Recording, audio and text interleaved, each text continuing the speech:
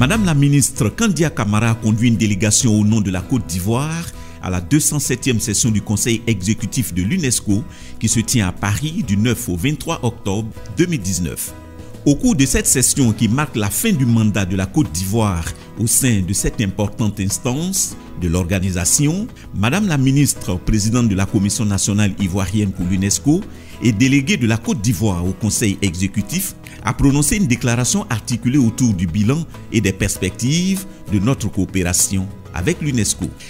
La Côte d'Ivoire se félicite d'avoir modestement contribué au cours de ces 4 dernières années, dans un contexte mondial marqué par l'incertitude et l'anxiété, à l'avancement de notre cause commune, la paix. Au titre des résultats acquis et des perspectives envisagées, mon pays apprécie positivement la politique de transformation stratégique et les progrès de mise en œuvre des programmes de l'organisation. Il soutient particulièrement le point 207 EX7 de l'ordre du jour relatif à l'initiative de la directrice générale d'organiser un processus en vue de l'adoption d'une recommandation sur une science ouverte en 2021. Dans sa déclaration, elle a mis l'accent sur les résultats de cette coopération et a exprimé les attentes de la Côte d'Ivoire. La Côte d'Ivoire vient d'achever son mandat de 4 ans au sein du Conseil exécutif de l'UNESCO.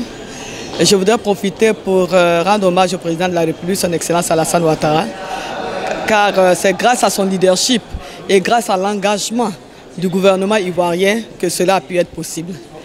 Alors que retenir de notre passage pendant les 4 années au sein du Conseil exécutif? Je dirais que le bilan est fructueux.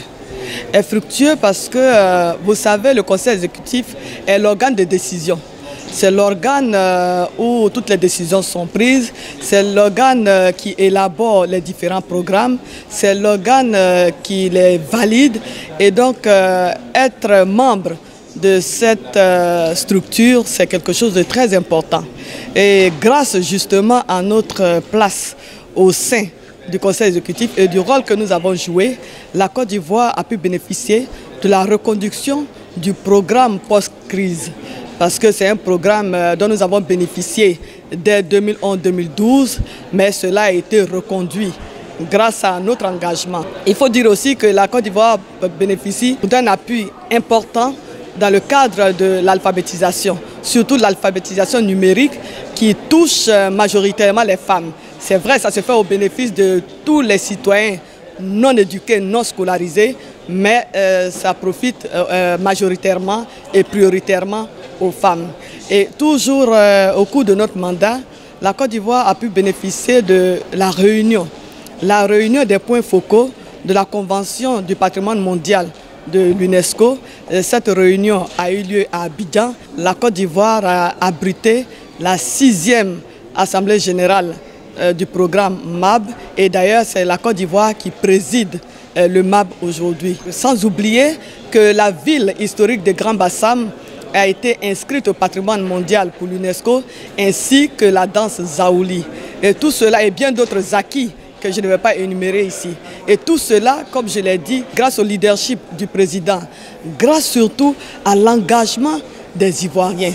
Parce que la Côte d'Ivoire a mis au centre de ses priorités l'éducation et la formation. Et vous savez que l'UNESCO, en plus de tout ce que nous savons des différents domaines de priorité, que sont la culture, la communication, etc., l'UNESCO s'occupe évidemment de l'éducation. En termes de perspective, elle a mis l'accent sur 2 projets soumis par la Côte d'Ivoire et qu'elle souhaiterait voir l'UNESCO s'approprier en les adoptant lors de ses prochaines sessions. C'est vrai que nous partons aujourd'hui du Conseil exécutif, mais nous avons fait des propositions.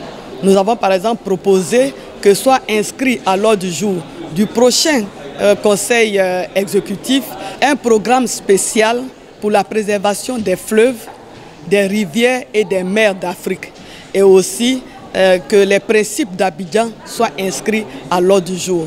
Donc vous voyez que le bilan il est positif.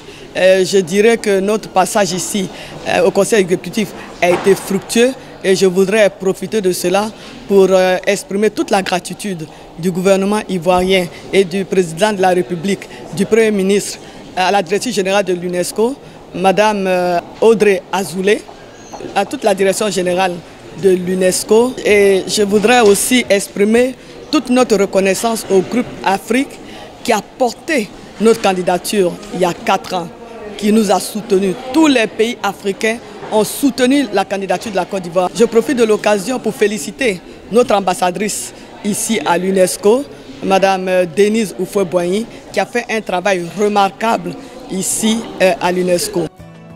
Il est important de noter que lors des séances plénières de cette 207e session du Conseil exécutif, la Côte d'Ivoire a fait l'objet d'une attention particulière de la part de la directrice générale de l'organisation ainsi que des autres membres du Conseil, dont son président, M. Lee Byung-Young. Ce dernier, tout en adressant ses félicitations à la Côte d'Ivoire pour sa brillante participation aux travaux de cet organe, les 4 années de son mandat, a souhaité un prompt retour de la Côte d'Ivoire au sein du Conseil exécutif. La Côte d'Ivoire a contribué beaucoup dans le secteur, dans le domaine de l'éducation, sciences, information, et tous les domaines de l'UNESCO. Et aussi, si je ne me trompe pas, c'est Oufoué-Boigny, prix de l'UNESCO. Par l'intermédiaire de l'UNESCO prix, Côte d'Ivoire a contribué beaucoup pour relancer l'éducation pour tout le monde. Et nous avons travaillé très étroitement avec votre ambassadeur pendant votre mandat de 4 ans. Et elle a contribué aussi non seulement pour Côte d'Ivoire, mais aussi pour tout le monde dans le domaine de l'éducation, culture, et aussi sciences, et information et technologie. Donc je pense que dans le futur très proche, Côte d'Ivoire va revenir comme le membre du Conseil exécutif parce que nous avons besoin de votre contribution continue. Donc, je vois, j'aimerais travailler ensemble dans le futur très proche avec la Côte d'Ivoire pour le développement et pour achever notre objectif de l'UNESCO ensemble. Vous savez, le mandat de l'UNESCO est large. C'est l'éducation, c'est la culture, c'est les sciences, c'est la liberté d'expression. Et sur tous ces enjeux, nous avons travaillé la main dans la main avec la Côte d'Ivoire, qui a été très présente, qui est également très active au sein du groupe Afrique, une instance dédiée, et c'est la Côte d'Ivoire qui l'a menée. Et moi, à titre personnel, je veux dire d'abord la relation très particulière, je dirais historique, mais aussi affectueuse, qui existe entre l'UNESCO et la Côte d'Ivoire, pour beaucoup de raisons. Je veux dire que moi-même, en tant que directrice générale de l'UNESCO, j'ai été très heureuse d'effectuer une visite en Côte d'Ivoire. Et si je retenais un moment, je le consacrerais à l'éducation et à l'implication des autorités pour l'éducation, notamment pour l'éducation des filles et des femmes. Et nous faisons de grandes choses ensemble, non seulement ici en coopération avec le reste du monde, mais en Côte d'Ivoire même. Je garderai un souvenir inoubliable des visites que nous avons faites, notamment sur la question de l'alphabétisation des femmes dans les marchés. Pour rappel, le Conseil exécutif est l'un des 3 organes constitutionnels de l'UNESCO. Il prépare la conférence générale et est chargé d'exécuter les décisions de celle-ci.